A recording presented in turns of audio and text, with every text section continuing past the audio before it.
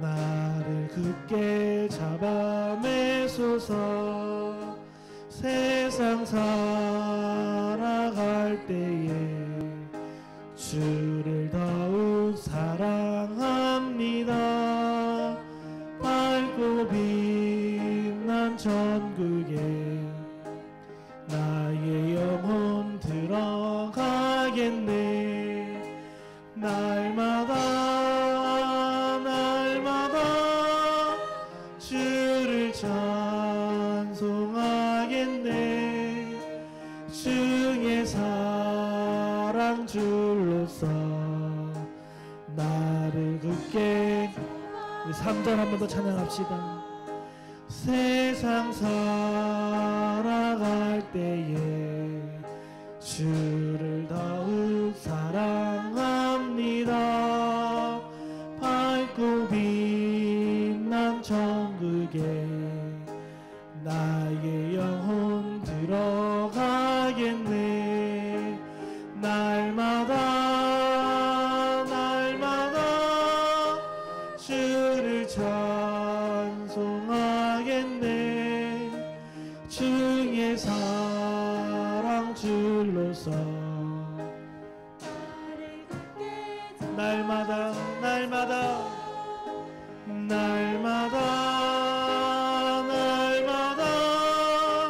주를 찬송하겠네. 주의 사랑 줄로서 나를. 우리 마지막으로 고백합시다. 날마다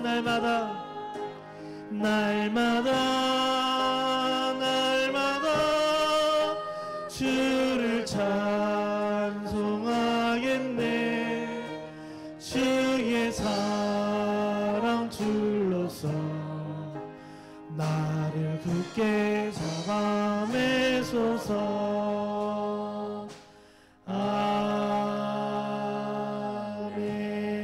아멘. 우리 다 함께 일어나셔서 임내로 하나님 앞에 나아가겠습니다.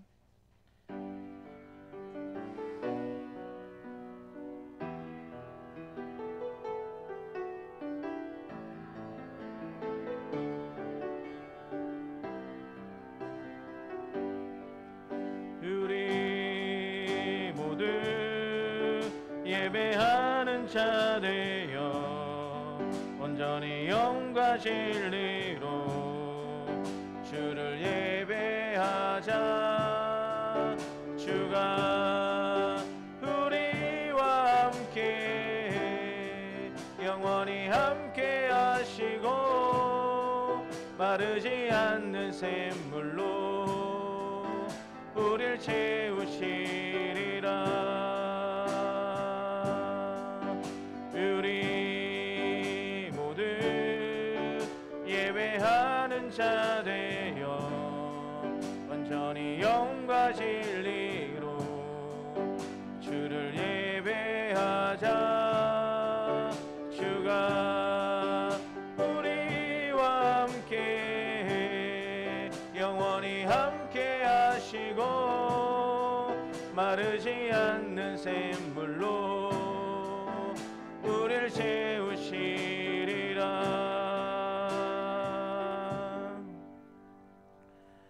여호와는 위대하시니 지극히 찬양할 것이요 모든 신들보다 경외할 것이며 만국의 모든 신들은 우상들이지만 여호와께서는 하늘을 지으셨음이로다. 존귀와 위엄이 그의 앞에 있으며 능력과 아름다움이 그의 성소에 있도다. 아멘. 에베네셀의 하나님, 오늘 여기까지 우리를 인도하여 주신 은혜에 감사를 드립니다. 하나님께서 매일 매 순간 우리와 함께 해주셨고 우리의 연약한 손을 잡아주셨으며 우리의 발에 실족하지 않도록 지켜주셨습니다. 그 크신 은혜를 기억하면서 감사와 찬송으로 이 주일 예배를 하나님께 올려드립니다. 말씀을 사모하는 자들에게 진리의 음성을 들려주시며 기도의 응답을 구하는 성도들에게 주님의 밝은 얼굴을 보여주시기를 원합니다. 성령님께서 친히 예배하는 우리의 마음을 감화시켜 주시고 은혜와 진리가 넘쳐나는 예배가 되게 하여 주옵소서. 어제나 오늘이나 영원토록 변함없는 사랑으로 우리를 돌보시는 예수님의 이름으로 감사하며 기도드립니다. 아멘. 나는 전능하신 아버지 하나님 천지의 창조주를 믿습니다. 나는 그의 유일하신 아들 우리 주 예수 그리스도를 믿습니다. 그는 성령으로 잉태되어 동정녀 마리아에게서 나시고 본디오 빌라도에게 고난을 받아 십자가에 못 박혀 죽으시고 장사된 지 사흘 만에 죽은 자 가운데서 다시 살아나셨으며 하늘에 오르시어 전능하신 아버지 하나님 우편에 앉아 계시다가 거기로부터 살아있는 자와 죽은 자를 심판하러 오십니다. 나는 성령을 믿으며 거룩한 공교회와 성도의 교제와 죄를 용서받는 것과 몸의 부활과 영생을 믿습니다. 아멘. 하나님이 이 모든 말씀으로 말씀하여 이르시되 나는 너를 애굽 땅 종되었던 집에서 인도하여 낸 내 하나님 여호와니라. 제1은 너는 나 외에는 다른 신들을 내게 두지 말라. 제2는 너를 위하여 새긴 우상을 만들지 말고 또 위로 하늘에 있는 것이나 아래로 땅에 있는 것이나 땅 아래 물속에 있는 것에 어떤 형상도 만들지 말며 그것들에게 절하지 말며 그것들을 섬기지 말라. 나 안에 하나님 여호와는 질투하는 하나님인즉 나를 미워하는 자의 죄를 갚되 아버지로부터 아들에게로 3, 4대까지 이르게 하거니와 나를 사랑하고 내 계명을 지키는 자에게는 천대까지 은혜를 베푸느니라. 제3은 너는 내 하나님 여호와의 이름을 망령되게 부르지 말라. 여호와는 그의 이름을 망령되게 부르는 자를 죄 없다 하지 아니하리라. 제4는 안식일을 기억하여 거룩하게 지키라. 엿새 동안에 힘써 내 모든 일을 행할 것이나 일곱째 날은 내 하나님 여호와의 안식일인즉 너나 내 아들이나 내 딸이나 내 남종이나 내 여종이나 내 가축이나 내 몸 안에 머무는 객이라도 아무 일도 하지 말라. 이는 엿새 동안에 나 여호와가 하늘과 땅과 바다와 그 가운데 모든 것을 만들고 일곱째 날에 쉬었습니다. 그러므로 나 여호와가 안식일을 복되게 하여 그날을 거룩하게 하였느니라. 제5는 공경하라. 그리하면 내 하나님 여호와가 내게 준 땅에서 내 생명이 길리라. 제6은 살인하지 말라. 제7은 간음하지 말라. 제8은 도둑질하지 말라. 제9는 내 이웃에 대하여 거짓 증거하지 말라. 제10은 내 이웃의 집을 탐내지 말라. 내 이웃의 아내나 그의 남종이나 그의 여종이나 그의 소나 그의 낙이나 무릇 내 이웃의 소유를 탐내지 말라. 예수께서 가라사대 내 마음을 다하고 목숨을 다하고 뜻을 다하여 주 너의 하나님을 사랑하라 하셨으니 이것이 크고 첫째 되는 계명이요 둘째는 이와 같으니 내 이웃을 내 몸과 같이 사랑하라 하셨으니 이 두 계명이 온 율법과 선지자의 강령이니라. 아멘. 우리 자리에 앉으셔서 79장 찬양하겠습니다.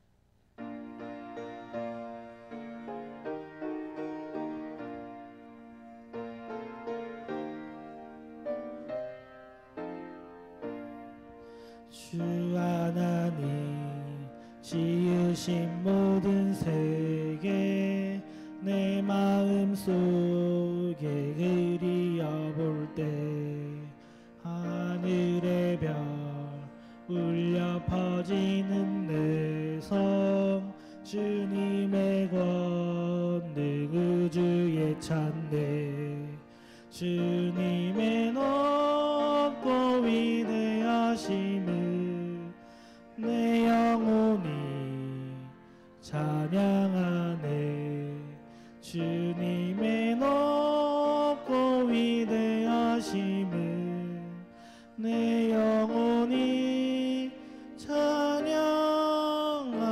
찬양하네 숲속이나 험한 땅에서 지저귀는 저 새소리들과 고요하게 흐르는 시냇물을 주님의 솜씨 노래하도다 주님의 높고 위대하심을 내 영혼이 찬양하네 주님의 높고 위대하심을 내 영혼이 찬양하네 주 하나님 독생자 아낌없이 우리를 위해 보내주셨네 십자가에 피 흘려 죽으신 주 내 모든 죄를 대속하셨네 주님의 높고 위대하심을 내 영혼이 찬양하네. 주님의 높고 위대하심을 내 영혼이 찬양하네. 내 주 예수 세상에 다시 올 때 저 천국으로 날 인도하리. 나 겸손히 엎드려 경배하며 영원히 주를 찬양하리라. 주님의 높고 위대하심을 내 영혼이 찬양하네. 주님의 높고 위대하심을 내 영혼이 찬양하네.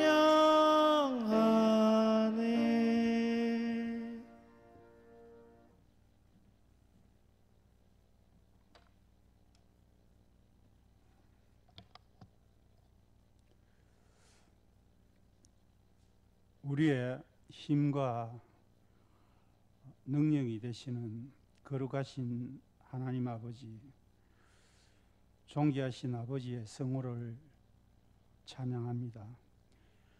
이 시간 아버지께서 하늘의 문을 여시고 이곳에 임재하셔서 아버지께 드리는 우리의 예배를 주목해 주시고 이곳에 주님을 사랑하는 자녀들이 온전히 주께만 영광과 찬송과 향기로운 예배를 드리고자 하오니 이곳에 자정하셔서 우리가 드리는 예배를 기쁘게 받아 주옵소서.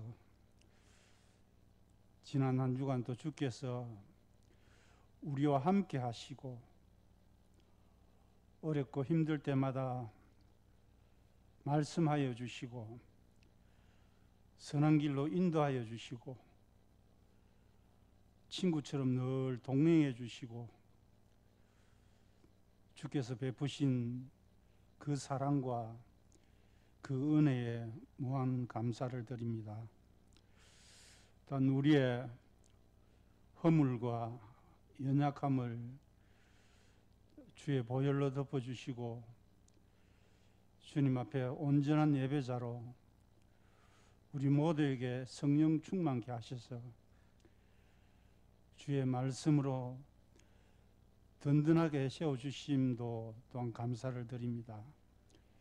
주님, 오늘 이곳에 내 힘과 능력으로는 도저히 해결할 수 없는 고민과 문제를 가지고 나온 주님의 자녀들을 기억하시고 주님의 십자가 밑에 우리의 모든 무거운 짐을 풀 때에 주의 자비와 은혜로 유래해 주시고 주의 평강으로 억눌렸던 마음들이 풀어지게 하시고 우리가 이 모든 일에 더욱 담대함으로 믿음을 지키며 인내함으로 우리의 마음과 생각을 지켜나갈 수 있도록 도와주옵소서.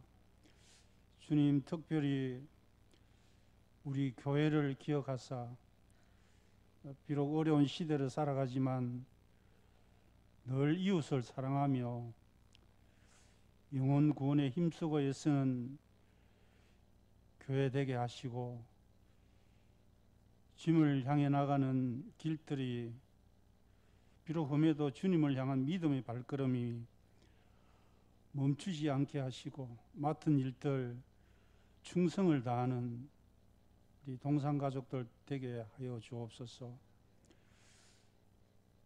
10월의 마지막 주일입니다. 주님의 은혜로 10월의 행사, 또 바자회와 이웃 섬김 봉사와 그리고 정교한 야유회를 은혜롭게 잘 마치게 하심 또한 감사를 드립니다. 주님, 이 시간 간절히 바라옵기는 한중에서 회복을 기다리는 성도들이 있습니다. 주께서 치유하사 하루속히 건강을 회복할 수 있도록 도와주셔서 함께 예배드릴 수 있도록 은혜를 베풀어 주옵소서.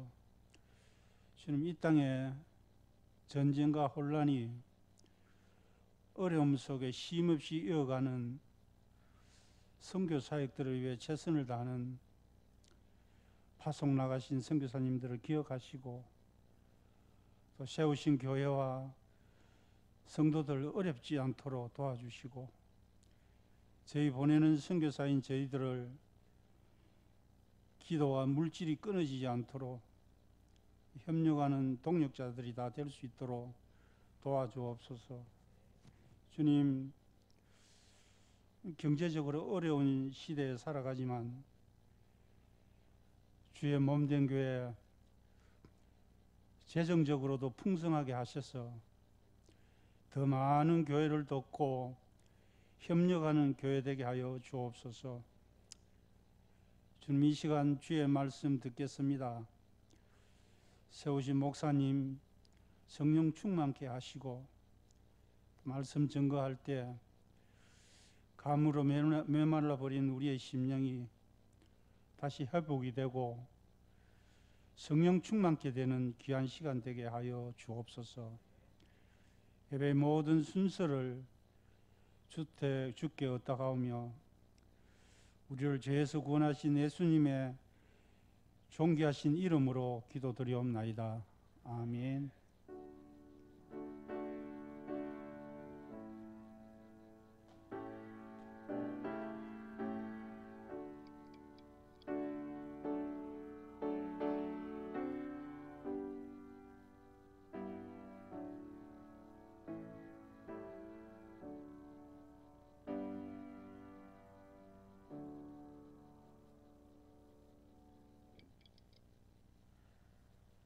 하나님의 말씀은 사무엘하 24장 1절부터 17절 말씀입니다. 사무엘하 24장 1절부터 17절 말씀입니다.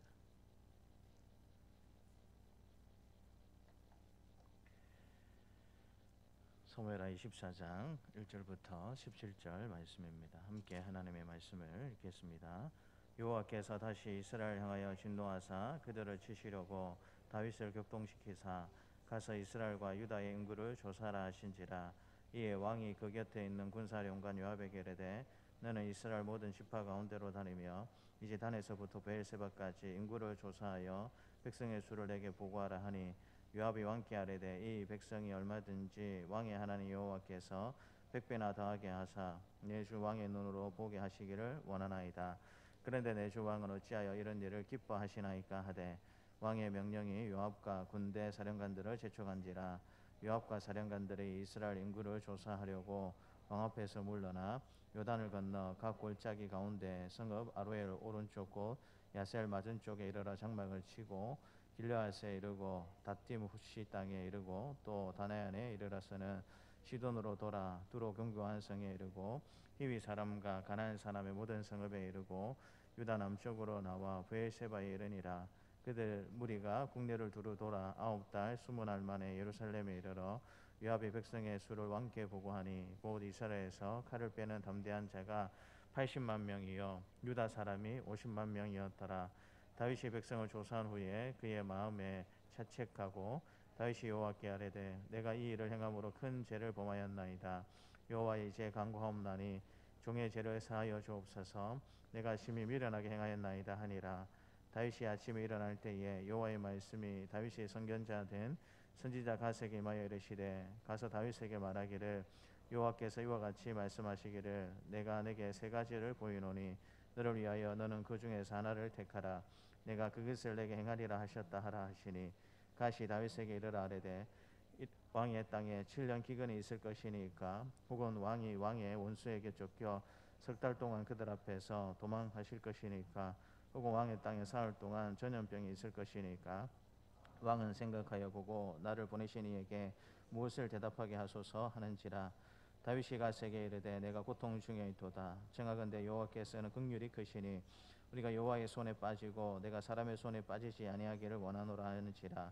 이에 여호와께서 그 아침부터 정하신 때까지 전염병을 이스라엘에게 내리시니 단에서부터 브에세바까지 백성의 죽은 자가 7만 명이라. 천사가 예루살렘을 향하여 그의 손을 들어 멸하려 하더니 여호와께서 이 재앙을 내리심을 뉘우치사 백성을 멸하는 천사에게 이르시되 족하다. 이제 내 손을 거두라 하시니 여호와의 사자가 여부수 사람 아리우나의 타작마당 곁에 있는지라. 다윗이 백성을 치는 천사를 보고 고 예수께 여호와께 아뢰어 이르되 나는 범죄하였고 악을 행하였거니와 이 약물이는 무엇을 행하였나이까. 청하건대 주의 손으로 나와 내 아버지 집을 치소서 하니라. 아멘. 찬송가 212장으로 함께 하나님을 찬양하겠습니다.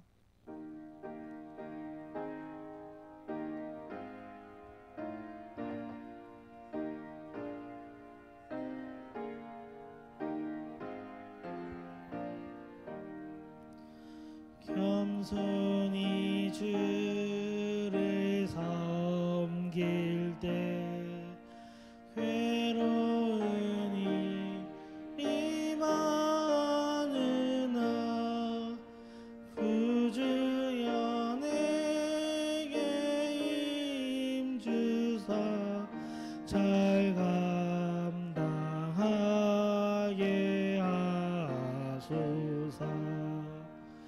인자 한 말을 가지고 사람을 가화시키며 갈 길을 잃은 무리를 잘 인도하게 하소서. 그 주의 귀한 인내를 깨달아 게 하시고 굳건한 믿음 주셔서 늘 승리하게 하소서. 장래의 영광 비추사 소망이 되게 하시며 그 주와 함께 살면서 참 평강 얻게 하소서.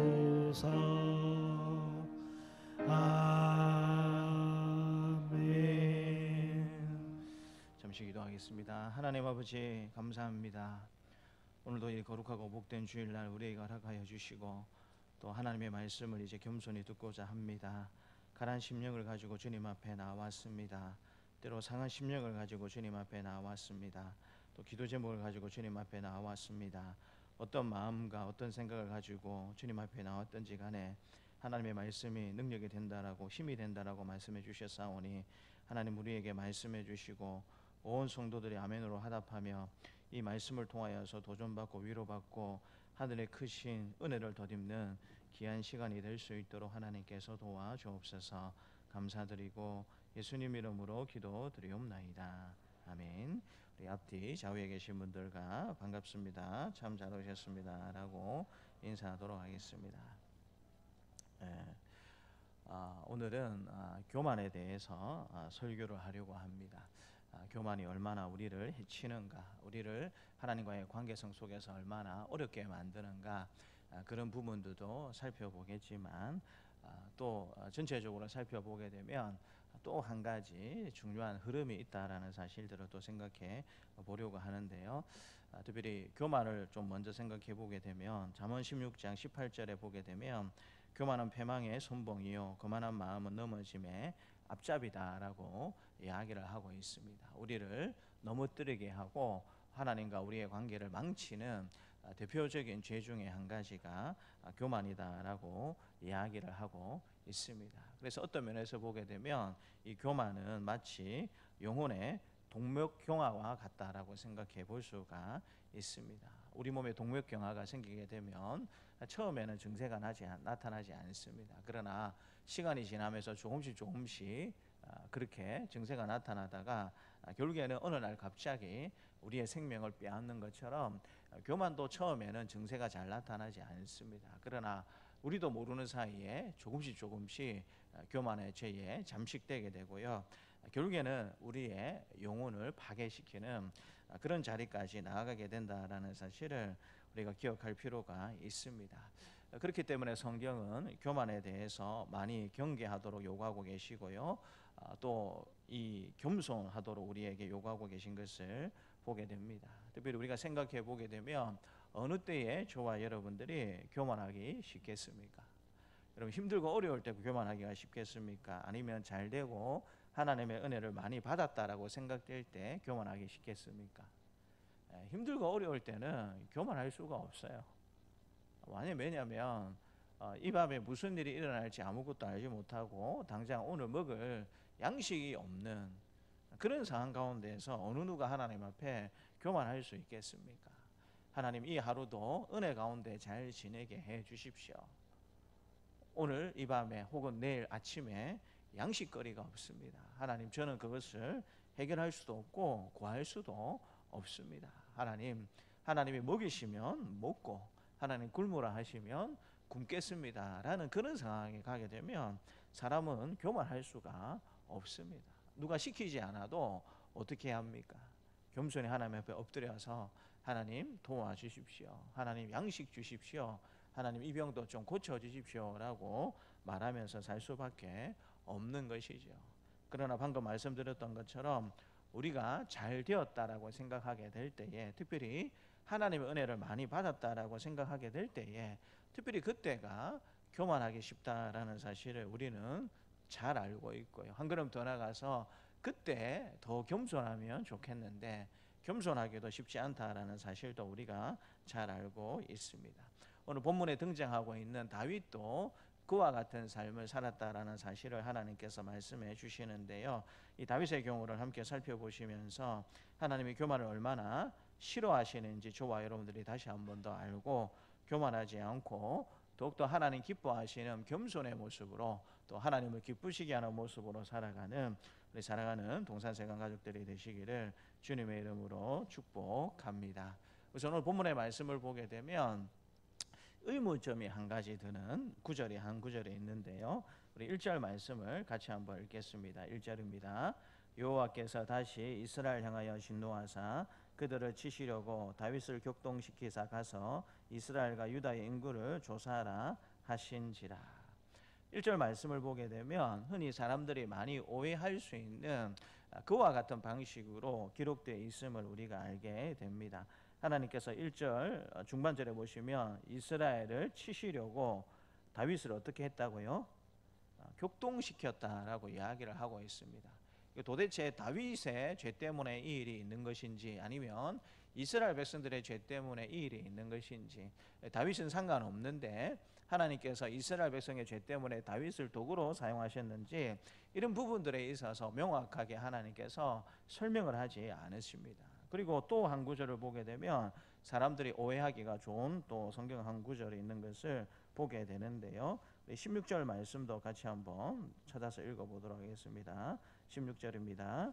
천사가 예루살렘을 향하여 그의 손을 들어 멸하려 하더니 여호와께서 이 재앙 내리심을 뉘우치사 백성을 멸하는 천사에게 이르시되 족하다 이제 내 손을 거두라 하시니 여호와의 사자가 여부수 사람 아리우나의 타작마당 곁에 있는지라.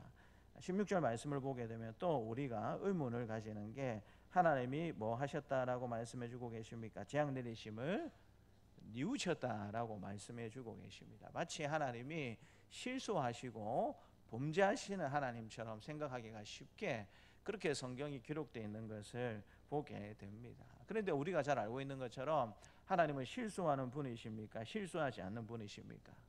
하나님은 후회하시는 분이십니까? 후회하지 않는 분이십니까? 후회하지 않는 분이다라는 사실을 우리가 잘 알고 있지 않습니까? 그런데 왜 16절 말씀은 마치 하나님께서 실수하시고 그래서 그 실수를 후회하시는 것처럼 이런 방식으로 기록되어 있을까요?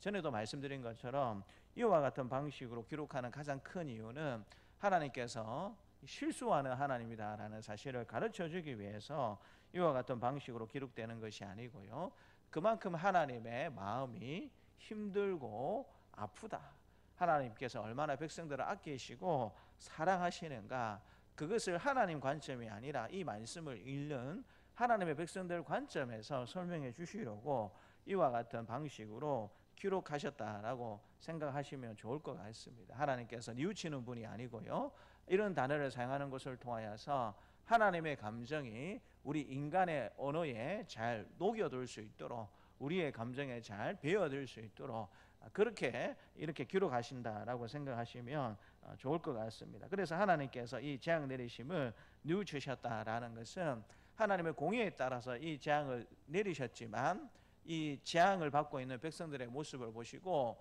너무나도 마음 아파하시고 괴로워하시고 힘들어하시는 사랑 많으신 하나님의 모습을 보여주는 것이다 라고 우리가 생각하면 좋을 것 같고요. 또 1절 말씀을 보게 되면 이 모든 사건이 누구로부터 출발이 되는가 명확하지 않습니다. 이스라엘 백성들의 죄 때문인지, 아니면 다윗의 죄 때문인지, 아니면 다윗과 이스라엘 백성 모두 죄 때문인지, 그리고 다윗이 하나님의 뜻에 따라서 마치 이 죄를 심판하는 통로가 되는 것처럼 여러 가지 방향으로 이 1절 말씀은 생각을 해볼 수가 있습니다. 그런데 이제 성경의 기록의 특정상 이 왕이라는 다윗의 위치를 생각해 보게 되면 왕의 위치는 어떤 위치입니까? 왕 따로 백성 따로 이렇게 할 수 있습니까? 특별히 신정 국가의 어떤 이스라엘 나라의 특징들을 생각해 보게 되면 백성과 왕을 구분할 수가 없는 그런 특징이 있습니다. 그런 관점에서 보게 되면 백성들의 잘못은 곧 누구의 잘못이다라고 생각해 볼 수 있겠습니까? 왕인 다윗 왕의 잘못이고, 다윗 왕의 잘못은 곧 또 누구의 잘못이다라고 생각해 볼 수 있습니까? 백성들의 잘못이다라고 생각해 볼 수가 있습니다. 왜냐하면 하나님께서 다스리시는 왕을 대리 통치자로 내세우셨지만 그럼에도 불구하고 하나님께서 다스리시는 신정국가 이스라엘 나라였기 때문에 이 왕인 다윗과 백성들을 굳이 구분해서 생각할 수가 없는 것이고요. 그래서 1절 말씀은 좀 더 전체적인 성경 기록 특성상 생각해서 해석을 해보자면 이스라엘 백성들에게도 구체적으로 무엇인지는 모르겠지만 하나님이 심판하셔야 하는 죄가 있었다라는 사실을 생각해 볼 수 있고, 다윗에게도 하나님의 심판을 받아야만 하는 마땅한 죄가 있었기 때문에 하나님께서 이 모든 일들을 하시는 것이다 라는 사실을 우리가 생각해 볼 수가 있습니다. 그럼에도 불구하고 분명한 사실 한 가지는 이 심판을 행하는 중요한 통로 역할을 한 사람은 누구다라는 사실을 하나님께서 분명히 밝히십니까? 다윗이다라는 사실을 하나님께서 밝히십니다. 하나님께서 다윗을 통로로 사용하셨어요. 이 모든 심판의 원인은 이스라엘 백성과 또 다윗에게 공통적으로 있다고 보지만 그럼에도 불구하고 이 심판을 촉발하게 만드는 그 과정의 원인자로서 다윗을 하나님께서 분명히 사용하고 계시다라는 사실을 생각해 볼 수가 있습니다. 그래서 하나님께서 다윗을 격동시키셨다라고 말씀해 주고 계십니다. 이거 일종의 하나님의 허용이다라고 생각을 하시면 됩니다. 하나님께서 막고자 원하시면 얼마든지 막을 수 있는 일이었지만 하나님께서 다윗의 마음을 주관해 주셔서 이런 일을 하도록 하나님께서 허용하셨다. 그러니까 이 허용하다는 의미 속에는 다윗의 마음 속에도 지금 어떤 마음이 들어가 있다라는 겁니까? 인구 조사를 하고 싶은 교만한 마음이 들어가 있었고, 하나님께서 그것을 보시고 그래 하시면서 너 마음대로 한번 해봐라 라고 하나님께서 허용하시는 부분이 1절 말씀에 있다라는 사실을 우리가 기억할 필요가 있습니다. 이게 굉장히 낯선 것 같은데 우리 신앙생활 하다 보면 자주 접하는 그런 일이다라는 사실을 우리가 알게 되는 것이죠. 우리가 어떤 중요한 결정을 앞두고 기도하게 되면 그 기도하게 될 때 하나님께서 우리에게 어떤 깨달음을 주십니까? 정말 최선을 다해서 하나님의 지혜를 구하면 후히 주시고 꾸짖지 아니하시는 하나님께서 그 문제에, 그 결단에 대해서 어떻게 결단하면 좋겠다라는 깨달음을 하나님이 주십니까? 안 주십니까? 하나님이 분명히 주십니다. 하나님이 분명히 주시는 줄 믿습니다. 여러분 믿으십니까? 믿으십니까? 근데 우리의 욕심과 우리의 교만이 앞서다 보면 이 일에 대해서 하나님의 뜻이 무엇이다라는 사실을 우리가 벌써 잘 알고 있음에도 불구하고 그것이 우리에게 유익이 되지 않고 또 내가 바라는 방향이 아닐 때에 우리가 하나님의 뜻을 짐짓 무시하고 그래도 끝까지 우리 마음대로 한번 해보겠다라고 고집 피우는 경우가 있잖아요. 그러면 그럴 때 하나님께서 어떻게 하십니까? 그래? 그러면 너 마음대로 한번 해봐라고 하나님께서 허용을 하시는 거죠.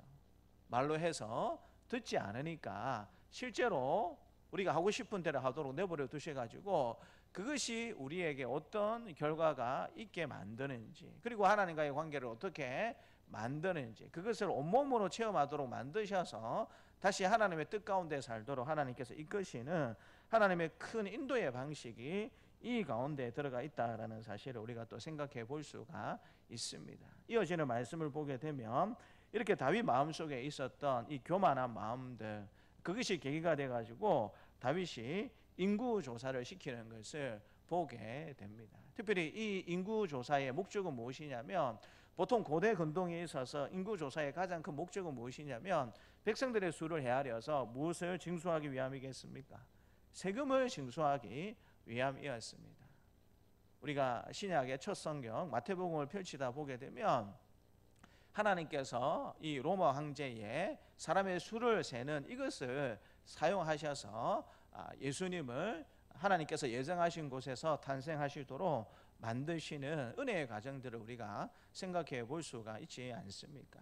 그래서 백성들의 수를 헤아린다라는 것은 일반적으로 몇 명이 우리나라에 살고 있는가 그것을 정확하게 파악을 해서 세금을 징수하려고 하는 목적을 가지고 고대 근동에는 백성의 수를 헤아렸습니다. 그런데 오늘 다윗이 요압과 그 부하들에게 내린 인구를 조사하라는 이 명령은 세금을 부과하려고 하는 그런 의도보다는 전쟁을 할 수 있는 남자가 몇 명이 있겠는가 거기에 목적성이 있다라는 사실을 하나님께서 말씀해 주고 계십니다. 그것이 9절에 나타나고 있는데요. 우리 9절 말씀을 같이 한번 읽겠습니다. 9절입니다. 요압이 백성의 수를 왕께 보고하니 곧 이스라엘에서 칼을 빼는 담대한 자가 80만 명이요 유다 사람이 50만 명이었더라. 그러니까 이 칼을 빼는 사람 곧 20세 이상으로 해서 전쟁을 할 수 있는 남자 장정들의 수를 헤아리게 되었는데 전 이스라엘 백성들이 몇만 명이었다라고 이야기하고 있습니까? 80만 명이고 그러니까 11지파에서 싸움을 할 수 있는 20세 이상의 청년의 숫자가 80만 명이었고 유다 지파에 그 싸울 수 있는 장정이 몇만 명이었다라고 말씀하십니까? 50만 명. 80만 명 더하기 50만 명 하면 도합 몇 명입니까? 130만 명이에요. 새벽에도 잠시 말씀드렸지만 130만 명의 장정 군사가 있었다라는 사실은 고대 근동에 있어서 다윗이 살았던 이 지역에 있어서 있을 수가 없는 일이었습니다.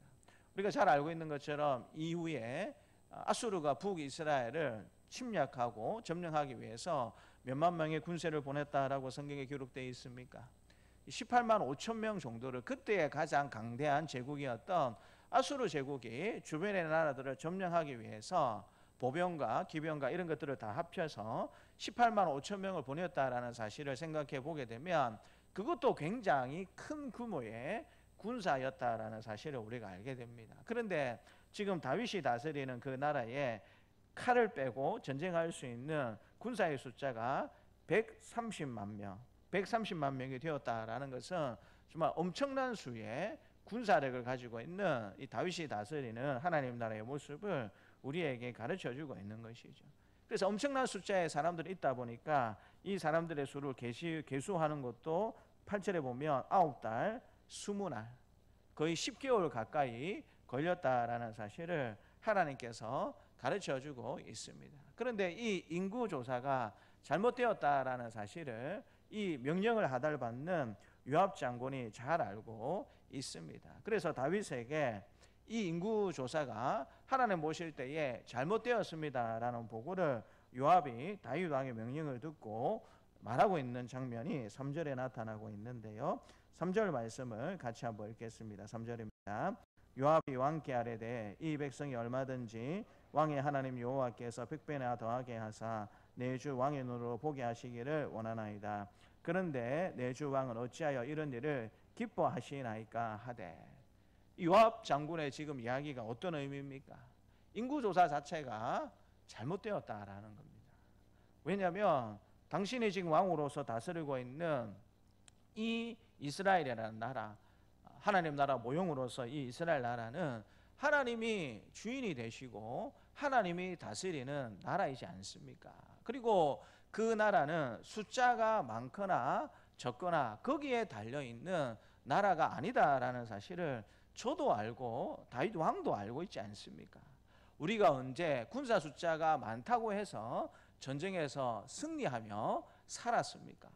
당신이 평소에 입버릇처럼 하나님이 우리와 함께 하시고 또 하나님이 도와주셨기 때문에 우리가 전장에서 승리할 수 있었습니다 라고 그렇게 스스로 고백을 했고 백성들에게도 그와 같은 방식으로 말한 적이 많이 있는데 이제 마치 이 나라의 흥망성쇠가 백성의 숫자에 달려있는 것처럼 생각을 해서 군사들의 숫자를 헤아리는 것은 결코 하나님께서 기뻐하시는 일이 아닙니다 라고 이 요압 장군이 다윗에게 이야기를 하시는 것이죠.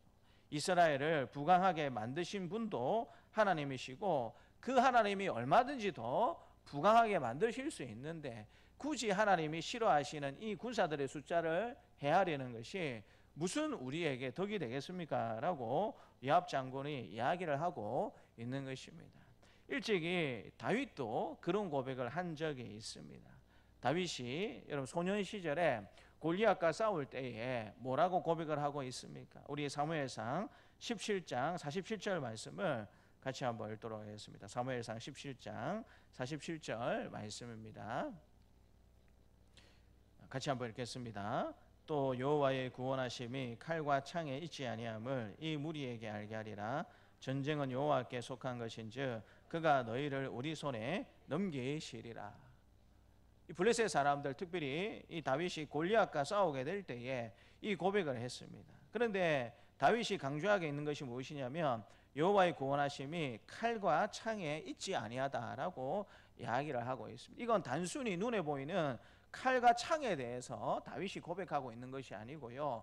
지금 이스라엘 백성들이 어떤 문화 속에서 살고 있고 블레셋 사람들이 어떤 문화 속에서 살고 있는지 그것을 하나님께서 말씀해 주시는 것이고 두 문명의 충돌을 다윗이 이야기하고 있는 겁니다. 일반적으로 블레셋 사람들이 이때에 철기 문화권에 살고 있었습니다. 그래서 전쟁을 하게 될 때에 철로 만든 칼과 창을 가지고 나와서 전쟁을 하는 그런 민족이었어요. 그런데 이스라엘 백성들은 철기 문화권에 있었던 사람들이 아니고 농경 문화권에 있었던 사람들이었습니다.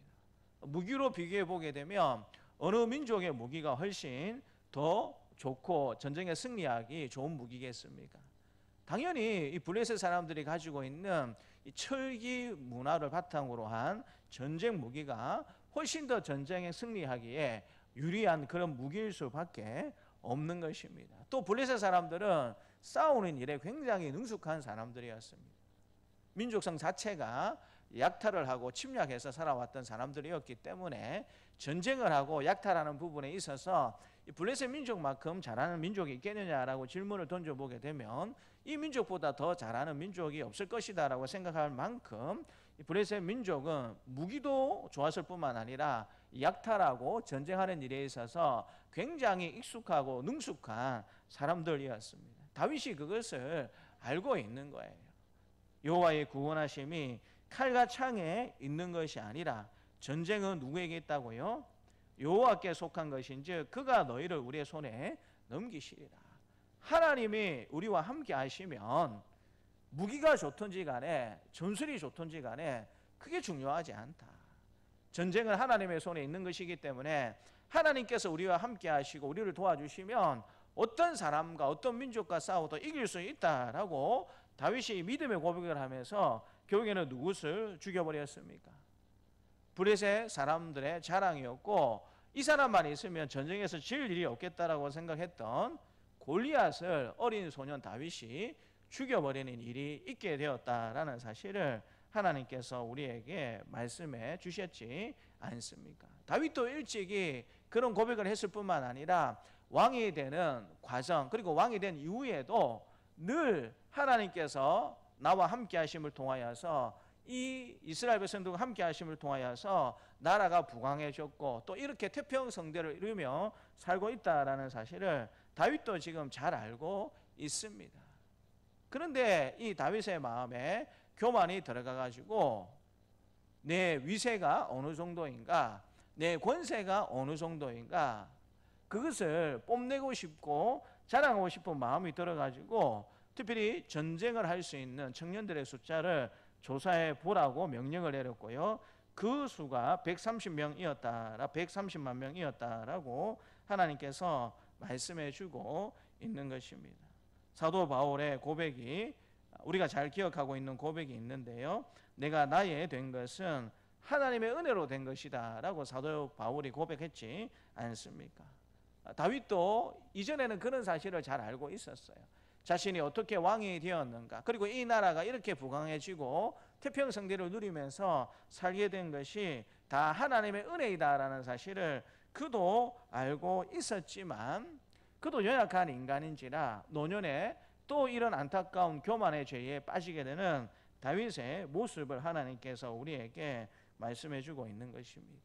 얼마나 자랑하고 싶었겠고 또 얼마나 내세우고 싶었겠습니까? 내가 왕이 되어서 이렇게 나라가 부강해졌다. 어느 나라, 어느 민족도 침략하지 못하는 이렇게 거대한 군사력을 가지고 있는 나라가 되었다. 그게 다 내 힘이고 내 덕분이다. 그 마음, 자랑하고 싶은 마음들, 내세우고 싶은 마음들이 다윗에게 있었다라는 사실을 하나님께서 말씀해 주고 있는 것입니다. 사랑하는 성도 여러분, 혹여 자랑하고 싶은 것이 있습니까? 자랑하지 마시고 감사하는 저와 여러분들이 되시기를 주님의 이름으로 축복합니다.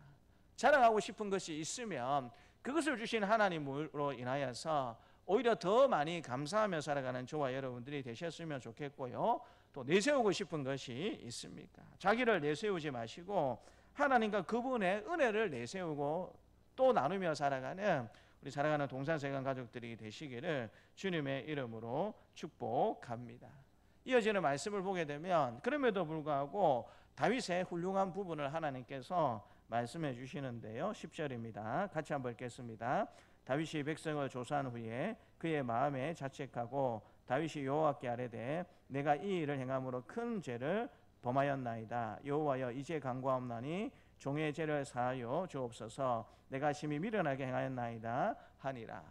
전에 밧세바를 범하는 죄를 범했을 때는 하나님께서 나단 선지자를 보내셔서 지적을 해주실 때까지 이 다윗의 영적인 감각이 무감각해져가지고 그것을 모르면서 살았어요. 무려 한 1년 동안이나 모른 척하면서 삶을 살았습니다. 그런데 이제는 이 죄를 짓자마자 이 다윗의 신앙의 양심이 바로 발동이 되어가지고 하나님 앞에 내가 큰 죄를 범했다라는 사실을 다윗 스스로 고백하고 있는 것을 하나님께서 우리에게 보여주고 있는 것입니다. 사람이 일반적으로 왜 교만해질 수밖에 없는 것이겠습니까? 그건 자기 자신을 잘 모르는 거예요. 사람이 잘 교만해지는 가장 큰 이유 중에 한 가지가 무엇이냐면 자기 자신을 몰라도 너무나도 잘 모른다라는 사실입니다. 내가 이 정도 살게 되면, 이 정도 학식과 이 정도 위치에 있으면 자기 공로와 자기 노력들을 먼저 생각하기가 쉬운 것이 사람의 본연의 모습이고 거의 본능적인 모습이다라는 사실을 우리는 너무나도 잘 알고 있습니다. 그런데 여러분, 그것을 하나님의 은혜 때문에 모든 것이 된 것이다라는 사실을 망각하는 그때부터 교만이 우리 마음속에 자리 잡게 된다라는 것입니다. 그 사실을 다윗이 우리에게 너무나도 잘 보여주고 있는 것 아니겠습니까? 정말 이 교만에서 벗어나려고 하면 자신이 어떤 사람인가, 그것을 우리가 먼저 잘 알 필요가 있습니다. 물론 우리가 신실하게 살고 열심히 봉사하고 하나님의 백성답게 뭔가 일을 하려고 하는 그 모든 것들을 부정하려고 여러분들에게 말씀드리는 것이 아니에요. 그러나 아무리 우리가 위대한 일을 해두었다라고 생각을 하고 아무리 사람들이 칭송할 수 있는 그런 일을 해두었다고 하더라도 사도 바울의 고백처럼 나의 나된 것은 다 하나님의 은혜이다라는 사실을, 그 사실을 우리가 놓쳐버리고 나면 어느 누구 하나 예외 없이 오늘 본문에 등장하고 있는 이 다윗처럼 교만할 수밖에 없고 그로 말미암아 죄를 지을 수밖에 없다라는 사실을 하나님께서 우리에게 말씀해 주고 있는 것입니다. 자기 자신이 어떤 사람인지 늘 묵상해서 잘 알고 있는 사람은 결코 교만할 수가 없는 것입니다. 우리가 하나님이 건강 주셔서 오늘 이렇게 예배 자리에 놓게 된 것도 누구의 덕분입니까? 우리 건강 관리를 잘해서 그냥 자연스럽게 내가 아직 젊고 나이도 젊으니까 내가 이렇게 예배 자리에 나왔지, 저와 여러분들이 그렇게 생각하면서 살아야 하는 것이겠습니까? 만약에 우리가 그렇게 생각한다면 그거 자체가 교만일 수밖에 없다라는 것입니다. 우리가 누리고 있는 많은 것들이 있다면 내가 열심히 노력하고 애썼기 때문에 당연히 그 모든 것을 누리기에 합당한 자격이 나에게 있다라고 내가 생각하는 그때부터 우리 마음속에는 교만이 싹들 수밖에 없는 것입니다. 모든 것들이 다 하나님의 은혜이다라는 사실을 우리가 알게 되면 날마다 순간마다 감사하면서 살 수밖에 없는 것이고요, 나에게 베풀어 주신 그 은혜를 다른 사람들에게 자랑하는 것이 아니고 나에게 이런 은혜를 베풀어 주신 그 하나님을 자랑하는 것도 좋겠지만 받은 은혜를 다른 사람들과 함께 공유하면서 살아가는 그것이 이 교만을 물리칠 수 있는 유일한 방식이다라는 사실도 하나님께서 동시에 우리에게 말씀해 주고 있는 것입니다. 우리는 연약한 죄인일 수밖에 없다라는 사실을 저와 여러분들이 기억하시면서 그 죄인인 우리를 하나님께서 어떻게 사랑해 주셨고 어떻게 인도해 주셨고 오늘날 어떻게 나를 나의 된 모습으로 만들어 주셨는가, 그것을 항상 기억하시면서 늘 하나님 앞에 감사하고 은혜를 나누는 삶을 살아가는 동산세관 가족들이 되시기를 주님의 이름으로 축복합니다. 이 다윗의 겸손함은 하나님으로부터 심판을 받는 장면에도 고스란히 다 나타나고 있는 것을 보게 됩니다. 하나님께서 갓 선지자를 보내셔서 이 다윗의 죄와 이스라엘의 죄를 심판하시겠다라고 말씀해 주셨고 세 가지 중에 한 가지 죄의 대가를 골라야 한다라고 말씀을 해주고 계십니다. 첫 번째가 7년 기근이 있을 것이다 라고 말씀해 주고 계시고요, 두 번째가 석 달 동안 왕이 도망 다녀야 할 것입니다 라고 말씀해 주고 계시고, 세 번째가 사흘 동안 전염병이 있습니다 라고 이 세 가지 중에 한 가지를 죄를 지은 대가로 선택하십시오 라고 갓 선지자가 다윗에게 이야기를 해주고 있습니다. 그때 다윗이 고백하는 장면이 14절인데요 14절 말씀을 같이 한번 읽겠습니다. 다윗이 갓에게 이르되 내가 고통 중에 있도다. 청하건대 여호와께서는 긍휼이 크시니 우리가 여호와의 손에 빠지고 내가 사람의 손에 빠지지 아니하기를 원하노라 하는지라. 이 14절 말씀의 의미는 무엇이냐면 여러 가지 의미로도 생각해 볼 수 있는데 핵심적인 의미 한 가지는 무엇이냐면 사람의 힘으로는 벗어날 수 없는 그 심판을 제가 받고 싶습니다 라고 하나님께 고백하고 있는 것입니다. 도저히 이 심판이 주어졌을 때 사람의 힘과 능력으로는 벗어날 수 없다라고 생각하는 그 심판을 제가 받겠습니다 라고 다윗이 고백하는 의미가 이 속에 들어가 있습니다. 그래서 15절을 보게 되면 하나님이 어떤 심판을 내리시는 것을 보게 됩니까? 전염병을 내리시는 거예요. 전염병은 인간이 어떤 노력을 해도 그것을 이겨낼 수 있습니까? 없습니까? 굉장히 힘들다라는 사실을 우리가 잘 알고 있지 않습니까? 우리가 코로나19의 시절을 3년 가까이 보내는 가운데 있는데 코로나19도 이것도 일종의 전염병이잖아요. 그렇죠? 아무리 인간들이 애를 쓰고 노력을 해도 결국에는 의사들이 이 감염병 전문가들이 지금 계속 이야기하는 것이 무엇입니까? 이걸 완전히 없애는 건 불가능하다. 그냥 독감처럼 일상화되어서 그렇게 잘 살아가는 수밖에 없다라고 많은 감염병 전문가들이 이야기하고 있지 않습니까? 그러니까 이 전염병을 다윗이 선택했다라고 생각해 볼 수 있는데 그 원인은 무엇이냐면 하나님의 자비에 근거한 것입니다. 하나님께서 자비로운 분이시기 때문에 또 우리를 긍휼히 여겨주시지 않겠는가라는 마음이 있었고요. 또 그 이면에는 조금 전에 말씀드린 것처럼 인간의 힘으로는 도저히 이 위기 상황을 극복할 수 없는, 하나님의 은혜가 아니면 이 문제를 해결할 수 없는 그 대가를 다윗이 선택하게 된 것이고, 그것을 아시고 하나님께서 전염병을 주셨다라고 말씀해 주십니다. 그런데 이 전염병이 어떻게 일어났는가, 하나님이 정말 놀랍도록 교만함과 직결해서 이 전염병을 일으키고 계시다라는 사실을 생각해 볼 수가 있는데요. 2절 말씀을 같이 한번 읽겠습니다. 2절입니다. 이에 왕이 그 곁에 있는 군사령관 요압에게 이르되 너는 이스라엘 모든 지파 가운데로 다니며 이제 단에서부터 브엘세바까지 인구를 조사하여 백성의 수를 내게 보고하라 하니, 백성의 수를 조사하게 될 때에 단에서 브엘세바까지, 저 북쪽부터 최남단까지 전 이스라엘 땅을 다니면서 다 조사해라라고 다윗이 명령을 내린 것입니다. 우리나라로 치면 한라에서 백두까지 다 인구 조사를 해라라고 그렇게 다윗이 명령을 내린 것이죠. 그런데 오늘 이 전염병을 내리는 그 지역에 대해서도 하나님께서 다시 한번 더 말씀해 주시는데요. 15절 말씀을 같이 한번 읽도록 하겠습니다. 15절입니다. 이에 여호와께서 그 아침부터 정하신 때까지 전염병을 이스라엘에게 내리시니 단에서부터 브엘세바까지 백성의 죽은 자가 7만 명이라. 실제로 성경학자들이 사흘은 되지 않는다라고 봅니다. 이 전염병이 그친 시기가 채 사흘이 되지 않는다라고 일반적으로 보고 있어요. 그런데 사흘이 되지 않는 그 시기에 하나님께서 단에서 브엘세바까지, 저 북쪽부터 최남단 브엘세바까지 전염병을 일으키셔서 동시에 몇만 명을 죽이셨다라고 말씀해 주고 계십니까? 7만 명이 죽도록 하나님께서 만드셨다라고 가르쳐 주고 있습니다. 몇 명이 죽은가도 중요하겠지만 더 중요한 것은 이 교만의 영역에 대해서 하나님이 심판을 그대로 하신다라는 거예요. 다윗이 단에서부터 브엘세바까지 군사들의 숫자를 조사하라고 그렇게 이야기를 하니까 하나님이 전염병도 어떻게 일으키십니까? 똑같은 방식으로 단에서 브엘세바까지 하나님께서 전염병을 동시에 일으키셔서 전국적으로 사람들이 7만 명이 죽도록 하는 방식으로 이 죄의 대가를 치르게 하시는 것을 보게 됩니다. 얼마나 하나님이 교만을 싫어하시고 또 그 부분에 대해서 세밀하게 다루고 계시는지 우리가 생각해 볼 수 있는 거 아니겠습니까? 그만큼 하나님이 이 교만함을 싫어한다라는 사실을 저와 여러분들이 잘 기억을 하셨으면 좋겠고요.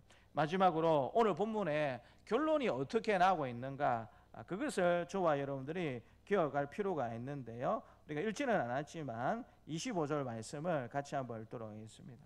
25절 말씀을 같이 한번 읽도록 하겠습니다. 같이 한번 읽겠습니다.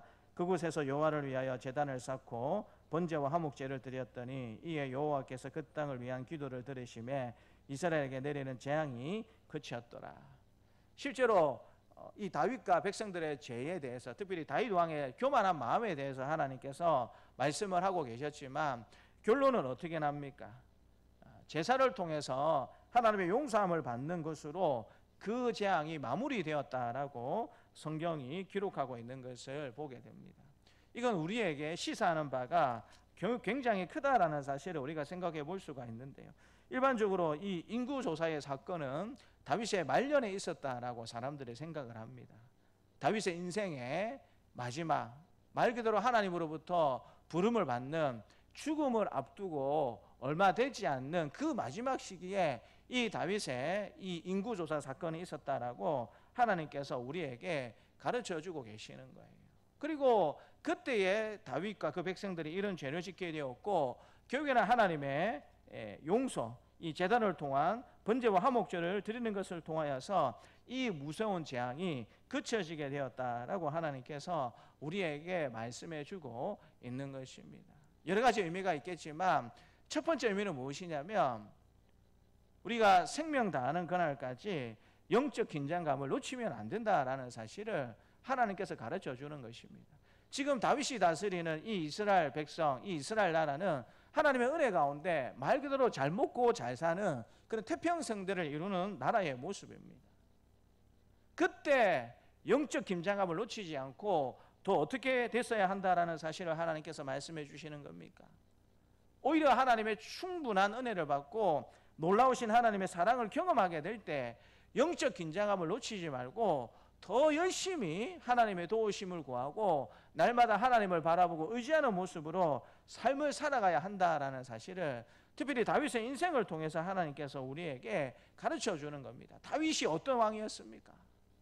정말 신실하게 하나님을 잘 섬기는, 자신이 왕이지만 언제든지 하나님의 대리자로서의 그런 왕으로서 하나님을 경외하고 하나님을 사랑하고 그렇게 그와 같은 모습으로 백성을 다스리려고 굉장히 애를 썼던, 정말 전 이스라엘의 왕들 중에 이 다윗 왕만큼 훌륭한 왕이 있겠느냐라고 하나님이 평가하실 만큼 그렇게 훌륭했던, 물론 허물과 죄가 있었지만 그럼에도 불구하고 비교가 되지 않는 그런 왕이 다윗 왕이었다라는 사실을 우리가 생각해 볼 수가 있지 않습니까? 그런데 그런 다윗 왕도 태평생들을 누리고 마지막 노년의 때에 영적 긴장감을 잃어버리면 어떤 일들을 당할 수가 있겠는가?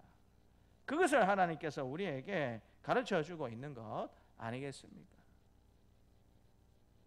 우리 인생의 마지막 때가 되면, 나이가 들면 긴장감을 놓치고 살 때가 많이 있습니다. 내가 충분히 할 일을 다 했고 이만큼 살고 있고 이만큼 누렸기 때문에 내가 더 이상 무엇을 하는 게 무슨 의미가 있겠는가라고 우리가 그렇게 생각하면서 노년의 때를 보낼 수가 있어요. 그런데 오히려 그때가 어디에 더 집중해야 될 때라는 사실을 하나님께서 말씀해 주십니까? 오히려 더 하나님을 바라보고 하나님을 의지하고 내 생의 걸음이 바르게 걸어가고 있는가, 그것을 잘 돌아봐야 하는 때이다. 영적 긴장감을 우리 생명 다하는 그날까지 놓쳐서는 안 된다라는 사실을 하나님께서 우리에게 말씀해 주시는 것이고요. 제사 제도를 통해서 오늘 본문이 마무리되고 있다라는 사실은 또 어떤 의미를 가지고 있는 것입니까? 결국에는 우리의 삶 가운데 예수님이 필요하다라는 사실을 하나님께서 말씀해 주시는 것입니다.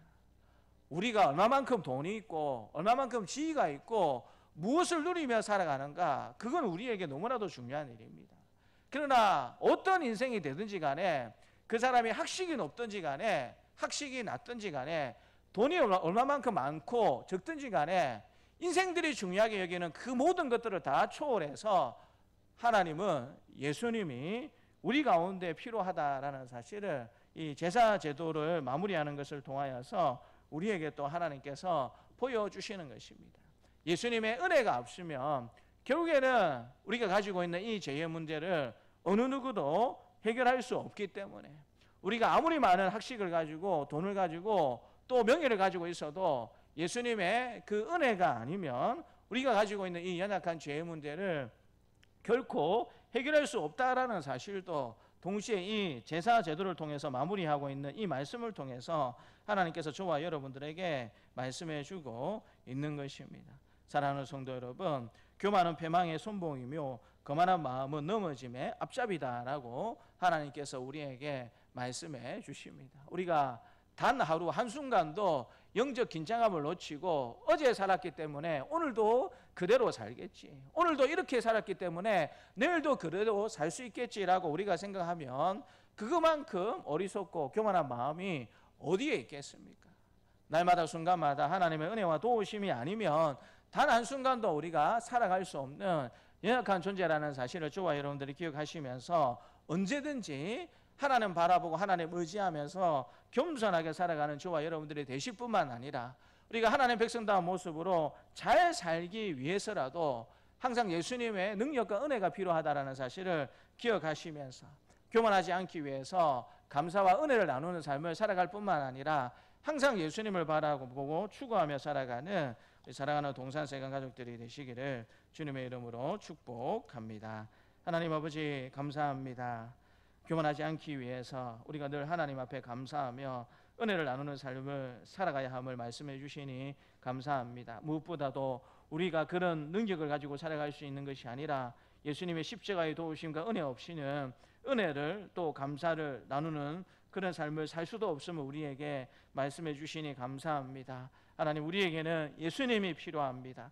절실히 필요합니다. 날마다 우리의 삶으로 고백하며 살아갈 수 있는 복된 우리의 삶이 될 수 있도록 전 생애를 통하여서 날마다 하나님을 찬양하고 감사하며 은혜를 나누는 지속적인 삶을 잘 살아갈 수 있는 우리의 삶이 될 수 있도록 하나님께서 도와주옵소서. 감사드리고 예수님 이름으로 기도드리옵나이다. 아멘. 우리 교회 소식은 주보 뒤에 교회 소식란을 확인해 주시면 감사하겠습니다. 성례 후연이 12시 30분부터 1시까지 제가족실에서 계속 있게 됩니다. 2일 수요일부터 4일 금요일까지 11월 기도의 11조로 모일 예정 가운데 있습니다. 기억해 주시고 기도하는 데에 열심을 내어 주시면 감사하겠습니다. 다음 주간까지 우리 신약 성경 일독 주간으로 지킵니다. 복 있는 사람 11월 12월로 오늘까지 신청 받습니다.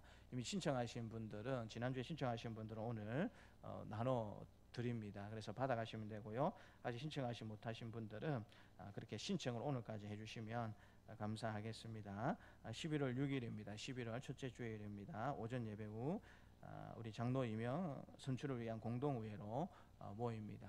우리가 2년 전에 했어야 되는 일을 여러분 아시다시피 여러 가지 사정이 있었고 또 여러 가지 좀 힘든 일이 있어가지고 여러 가지로 좀 그렇게 연기도 하고 계속 그동안 기도하면서 준비한 부분들이 있다는 사실을 잘 아실 것입니다. 그래서 당에서 추천한 분은 3분입니다. 얼굴 다 아시죠? 모르시는 분 계십니까? 이 3분 얼굴?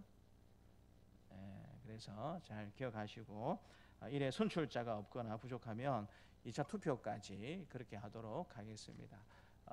말씀을 안 드려도 되겠다 생각하지만 그럼에도 불구하고 말씀을 드립니다. 투표한다라는 것은 사람의 인기를 확인하는 그런 과정이 아니고요. 겸손하게 우리가 기도하면서 하나님의 뜻을 묻는 과정이다라고 생각을 하셔야 됩니다. 그래서 여러분 이 투표를 앞두고 누군가와 이 문제를 상의하시거나 도와달라는 식으로 전화하시거나 이렇게 하면 되시겠습니까? 안 되시겠습니까? 그렇게 하면 안 되시는 거 아시죠? 그래서 여러분 다만 겸손하게 하나님의 뜻을 구하고 하나님의 지혜를 구하십시오. 하나님 어떤 분을 세우게 되면 더 우리 교회가 하나님 기쁘시게 하는 교회가 될 수 있겠습니까? 어떤 분이 더 훌륭하고 어떤 분이 더 훌륭하다라는 의미에서 이 말씀을 드리는 것이 아니고 하나님의 뜻을 우리가 겸손히 묻자라는 의미에서 그렇게 말씀을 드리는 것입니다. 그리고 미리 조금 말씀드릴 수도 있었지만 지난번에 한번 우리가 투표를 하려고 여러 가지로 준비를 해보고 또 미리 공고를 또 말씀도 드리고 하니까 아니나 다를까 너무 많은 말들이 돕니다. 비방하는 말도 돌고 판단하는 말도 돌고 여러 가지 어지러운 말들이 투표하기 이전에 많이 돌아왔어요. 그래서 이번에는 법에 따른 공고만 하고 미리 알려드리는 일은 그렇게 하지를 않았습니다. 그래서 여러분 한 주 동안 기도하시면서 물론 지금까지도 기도하시면서 준비한 분도 계실 거고 또 계속적으로 이 문제를 가지고 기도하시는 분도 계시겠지만 한 주 동안 더 열심히 기도하셔서 같이 하나님의 뜻을 구하고 하나님의 뜻을 구하는 저와 여러분들이 되셨으면 좋겠습니다. 저는 이제 월요일과 화요일까지 동기의 총회에 참석하게 됩니다. 거제도에서 동기의 총회에 참석하게 되는데 그래서 이제 기도의 11조를 좀 하루 그렇게 늦추었습니다. 그래서 여러분 월요일은 우리가 원래 새벽기도를 쉬고요. 화요일까지 새벽기도 인도회가 제가 좀 곤란한 부분이 있습니다. 그래서 화요일은 전에처럼 새벽기도 오시는 분들에게 우리 총회 교육위원회에서 제공하는 복 있는 사람 새벽 영상을 링크 시켜 드리도록 하겠습니다. 그래서 여러분 각자 초소에서 링크를 참조하셔서 새벽 예배를 들으셔도 되고요. 아니면 교회 문은 열어두도록 하겠습니다. 교회 오셔가지고 또 자유롭게 기도하시고 돌아가셔도 되겠습니다. 교회 소식에 보시면 우리 유정숙 집사님의 아들 준영 군의 결혼식이 돌아오는 토요일 11월 5일입니다. 12시 30분 창원 호텔 인터내셔널 2층 발음이 어렵습니다. 르벨르홀에서 있습니다. 그래서 바로 오실 분들은 12시 반까지 오시면 되고요. 같이 가실 분들은 교회에서 11시 30분에 출발하도록 하겠습니다. 축하해 주시고 또 격려해 주시면 감사하겠습니다. 경남 법통노회 남전도 연합회 상견례 및 실행위원 모임이 오늘 본당에서 오늘 5시에 열리게 됩니다. 우리 장재희 집사님이 우리 남전도 연합회 회장이셔서 이런 부분들은 지난번에 당에서 앞으로 이런 부분들이 있으면 언제든지 자유롭게 교회당을 활용할 수 있도록 당에서 그렇게 결정을 해서 우리 집사님께도 그렇게 말씀드린 부분이 있습니다. 또 일들을 위해서도 협력해 주시고 기도해 주시면 감사하겠습니다. 오늘 제가 듣기로는 떡을 갖고 오셨다라고 제가 들었는데 맞습니까? 우리 백정선 집사님, 우리 김미영 권사님, 우리 둘째 딸입니다. 두 번째 딸이 백고은 양이 지난주 토요일 날 광주에서 결혼식을 가졌습니다. 그래서 몇몇 분들이 가셔서 또 축하해 주었고 또 위로해 준 일이 있었는데 또 감사해서 오늘 떡을 갖고 오셨다고 합니다. 또 이렇게 감사함으로 또 나누어 주시면 감사하겠고, 또 오늘 여러분 보셨겠지만 전에 우리 함께 섬겼던 우리 장로님 또 권사님 집사님 가정 또 오셨습니다. 함께 예배드리게 되셔서 감사합니다. 우리 오영석 장로님, 오영석 권사님도 오셨고, 또 우리 김구진 집사님하고 우리 김교수 권사님도 오셨고, 우리 백전지 집사님하고 김미영 권사님도 오늘 오셔서 함께 예배드리게 되셔서 감사합니다. 꼭 식사하시고 그렇게 꼭 교제를 나누시고 가주시면 감사하겠습니다. 우리 찬송가 301장 찬양하면서 하나님 앞에 봉헌하도록 하겠습니다.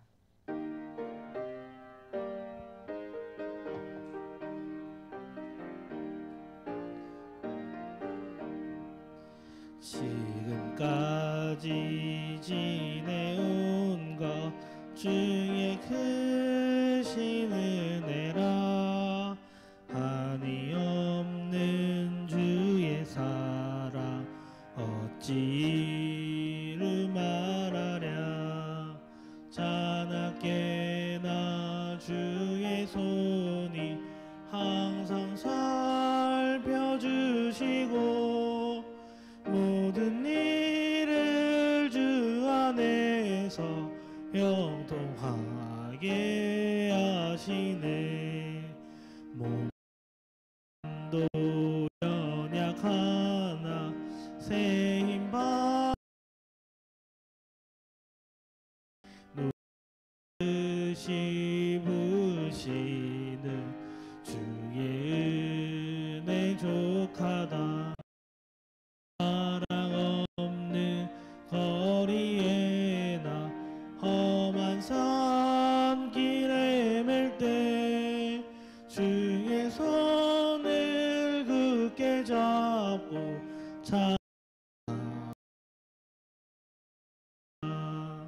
주님 다시 배올라리. 날로 날로 다가와 주께 껴 벗을라. 나를 위해 예비하신 고향 집에 돌아가 아버지의 품 안에서 영원토록 살리라.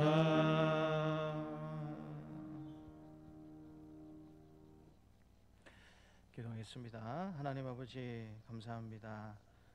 오늘도 우리를 복되게 해주셔서 또 주님 전으로 불러주시고, 하나님께서 우리 인생의 주인임을 고백하면서 하나님 우리의 기도와 또 우리의 눈물과 우리 땀이 배어있는 이 귀한 예물을 하나님께 올려드리게 주신 하나님 아버지 감사합니다.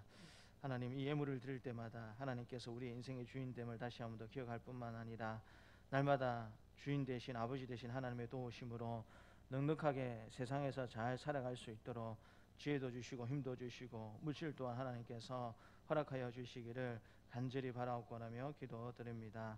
우리 오영석 장로님, 또 우리 이종택 집사님, 또 김국진 집사님, 백전선 집사님 하나님 앞에 감사함으로 영광을 올려드립니다. 기뻐 흠량하여 주시고, 우리 장로님 하시는 일과 가정 가운데, 또 우리 집사님들 하시는 일과 가정 가운데 날마다 하늘의 복과 은혜가 더욱더 넘쳐날 수 있도록 하나님께서 도우시고 함께하여 주시고 역사하여 주시기를 간절히 바라옵고라며 기도드립니다.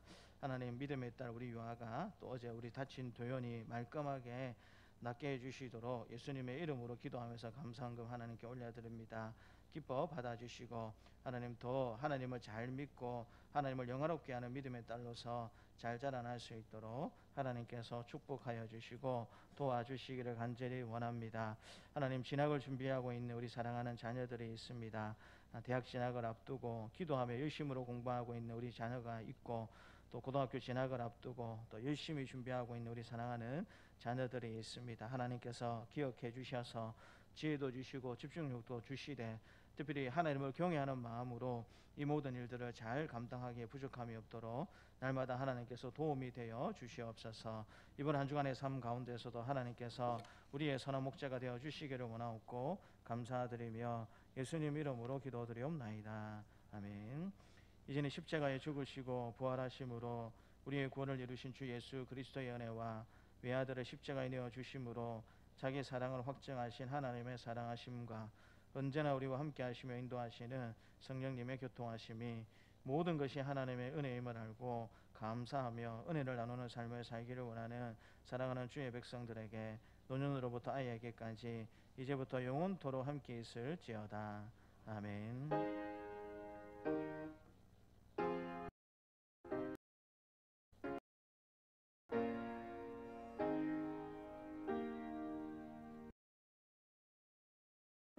함께 일어나셔서 우리 성령으로 영광 돌리도록 하겠습니다.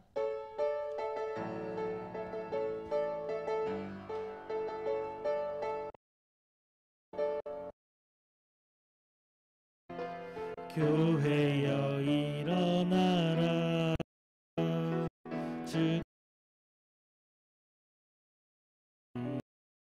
두려워 실패 내려놓고 교회여 일어나라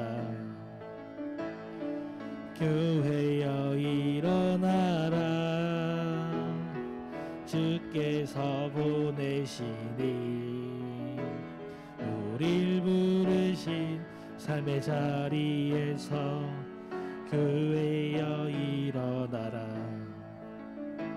우리 세상의 빛 어둠을 밝히는 하나님의 편지 주를 나타내는 주의 교회를 통해 세상이 주를 보리라 일어나라 아버지 사랑으로 아버지 능력으로 서로 하나 되어 그 빛을 비추라 노래하라 아버지의 사랑을 아버지의 크심을 이 삶의 노래로